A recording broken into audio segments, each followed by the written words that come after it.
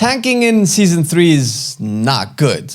If something isn't done to rework tanking and possibly healing as well, I fear we will be forever imprisoned in 45-minute queues hell waiting for a tank or a healer for the rest of the World Soul Saga. Hello there, welcome back to Marcelian&Online. Today we will be talking of a problem that's been happening all expansion, a problem that is not addressed in 11.2 and something that we believe has to change, or the issue of tanks and healers for endgame content will never go away and new players will never touch these roles in any competitive manner. I will mainly be talking about tanking since that is what I tested the most on the PTR, but healing has similar issues.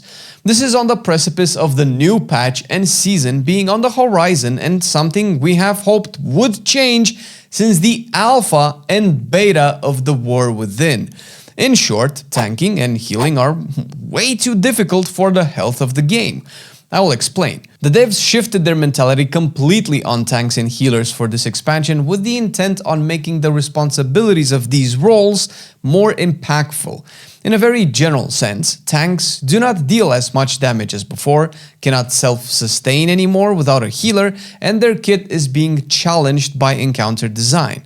Healers, in an effort to feel needed, now have to contend with incoming bursts of damage on all of the group members, playing a game of zoomy whack-a-mole where they try to nail the HP bars within 1 to 2 seconds or people die, despite the devs vehemently arguing against this design existing. They either don't understand what challenging bursts of damage problems are, or simply play the game at a level where this just doesn't happen, making the problem seem like they don't exist. New players, and the majority, never mythic rate or push keys higher than +10, so it might not seem these issues exist. But nobody starts the season with myth track gear in a +7. Just because these issues don't exist in +12s if you are fully geared and experienced enough to handle the encounters, doesn't mean they don't exist in lower end content for the general player, whether it's raids or dungeons. Mythic Plus is just an easier example to make because the levels are just numbers and not abstract words like heroic and mythic. Whether or not the encounters are dangerous enough on their own to challenge the HPS, EHPS, and DPS potential of each spec is irrelevant once we apply player skill level to it. Encounters cannot be tuned with the expectations that players will play perfectly, because then only perfect players will not encounter these issues, and the community of players is far from perfect or even aspiring to that goal. And it definitely feels like all modern tuning, whether it is class balance, Mythic Plus nerfs and raids buffs, seems to be done with the top performance in mind. While that makes sense in a theoretical manner, it doesn't trickle down too well to a lot of the players, and nowhere is this more obvious than on the healers and tanks. And before I tell you about Season 3, I will try to be as fair as I possibly can, because I strongly believe a lot of pushback the devs get from players is very unfair. Firstly, the devs, at least most of them, love the game. They really do. Most devs just want to make WoW cool and for a lot of the people to enjoy it, and they're not out there to get you or to make you mad or to take away your joy for whatever reason. They might not get it right all the time, but that's just normal. Now, whether the communication between them and the players is working as intended is a different question. Secondly, fast-paced gameplay with high skill ceilings and demanding reaction times is not inherently bad. The most played game on Steam right now, and seemingly in the world on PC, is Counter-Strike 2, which is a game with a high skill ceiling and very demanding reaction times. However, World of Warcraft is not that game and has never been. World of Warcraft has been built over the years as a very accessible MMO game to all ages and all players, and I cannot see this being the case with the modern combat design. In short, WoW's combat is way too fast, to name at least one thing I consider to be an issue with it. The simple fact that someone can die in less than a second at multiple times during a single encounter is unbelievably punishing. And I'm not talking about doing a +21 key where numbers scale to a point where anything can one-shot you.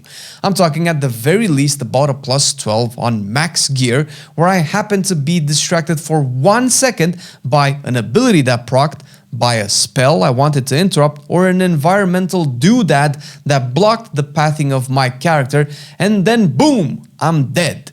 This type of content being present in the game is wild to me and speaks of a development team that expects close to perfect play being the baseline. And this is the important word here, baseline.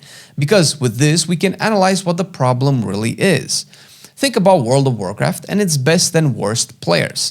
Think about all of your friends who played with you over the years, and the best of them and the worst of them. The baseline used to be my grandma. Yeah, World of Warcraft could function in the hands of a senior citizen just fine. You could log in, pick a class, get your spells, make some makeshift talent build, and be able to do a dungeon. Now, that might not be the best way to do said dungeon, and you might have the worst damage out of the group, but the bar of success was low enough that anyone felt they could play the game. I'm not saying that's the version of WoW we need. It would probably be boring for the majority of the players today, but that used to be the baseline that made WoW the worldwide sensation 2 decades ago. That bar has been risen since then, and because of what that implies, fewer and fewer players are actually able to have a basic WoW experience. You can do world quests and farm mounts if that is what you enjoy, and WoW definitely offers that experience. But let's be honest here, it's an MMO with a rich endgame that offers its best gameplay through dungeons and raids and loot. I'm not here to unpack this side of the conversation anymore, but merely wanted to use it as a talking point to showcase how the problem is with the larger scope of the game, since the baseline nowadays seems to be the top-end players when it comes to encounter design and tuning, and it just doesn't fit WoW very well.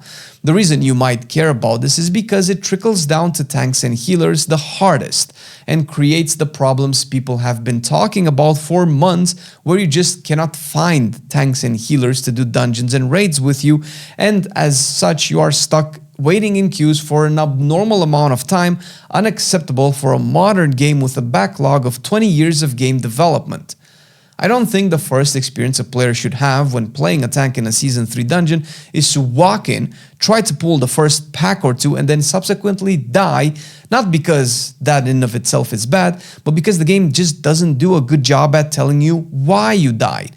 You need add-ons and weak auras for that. Something we have been talking about for over a few months now. Ever since the devs had made it public, they want to reduce the reliance on these in the future.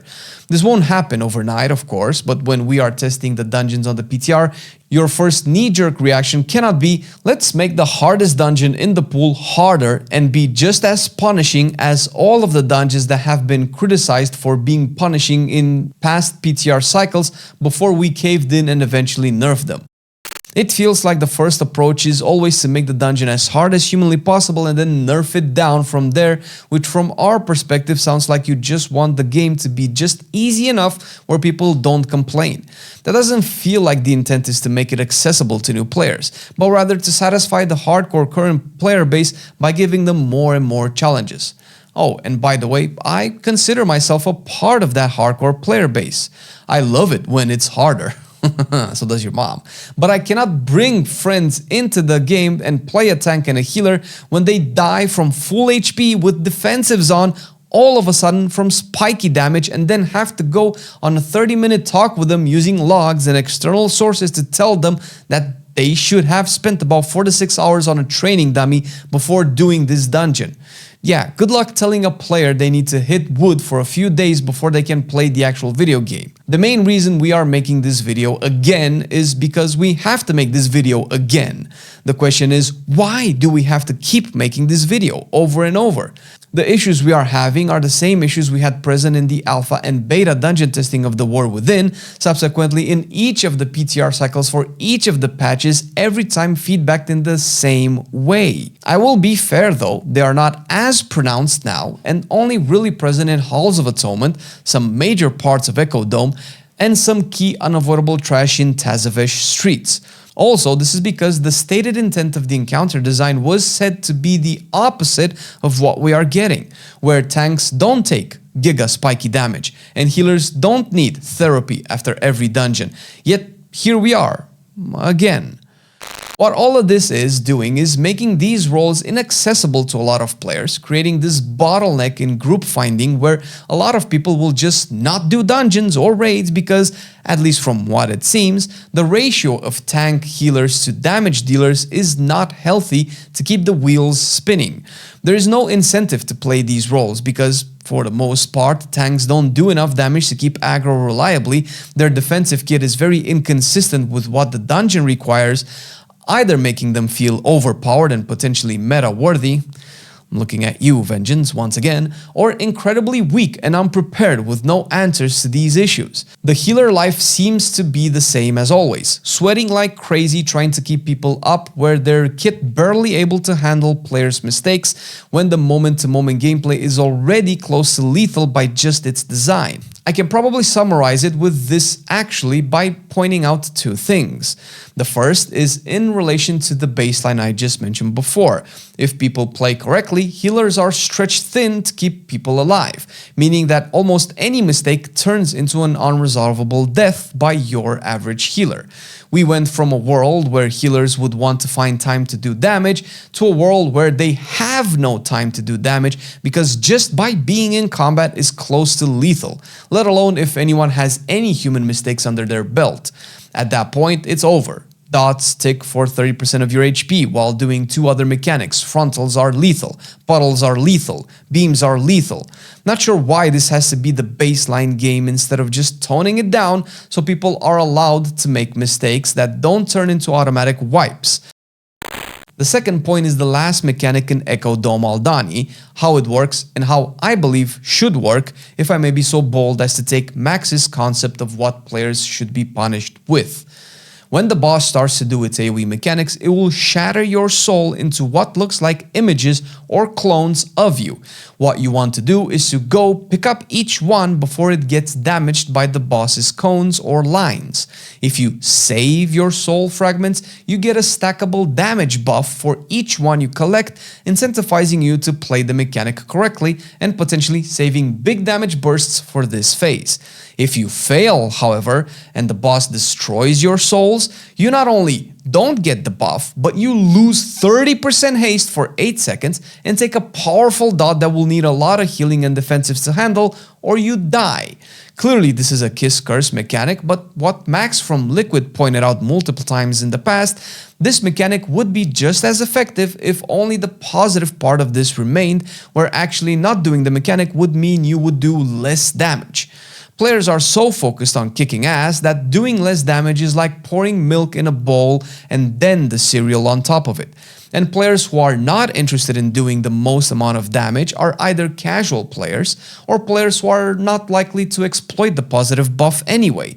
So why punish those players by killing them off? Once again, I love the difficulty of the game, but have to admit it doesn't feel rewarding to either tank or heal in this expansion because the game punishes these roles way more than the DPS, and the amount of accountability associated with them is just not rewarding enough to make me as a player feel satisfied for doing a good job. This makes me want to tank and heal less, and I'm sure a lot of people felt this way to the point where we haven't seen a lack of tanks and healers as high as we did this expansion, and it all seems to come down to the baseline for player skill being way higher than ever before, all while the design intent for these roles not resonating with the majority of the player base. Moving from Dragonflight, where tanks felt like immovable gods and healers felt like they could handle almost anything, the contrast is just way too large not to be at least a little bit demotivating. I don't like feeling weak as a tank. That's not the fantasy I'm looking for when picking my big boy with his big boy shield.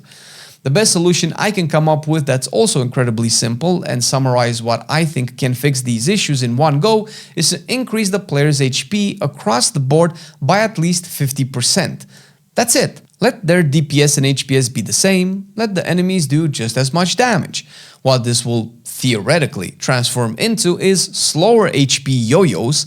Players will not die to one bad misstep, but healers won't be able to press one button and fill all HP bars in 2 seconds either. Healers get to engage with their healing kit and work those HP bars they like to work so hard, and everyone will have a lot more room for error. Also, tanks defensive that just give you 30% bonus HP will mean a lot more when your 30% HP is not just eaten by one tick of a bleed. Despite this, there definitely is good change for WoW on the horizon, especially with the 11.2 story direction and midnight expectations. We made a video talking about how the recent Ethereal story is one of the best Warcraft stories ever written and how it's looking like we can have some epic and cool back once again.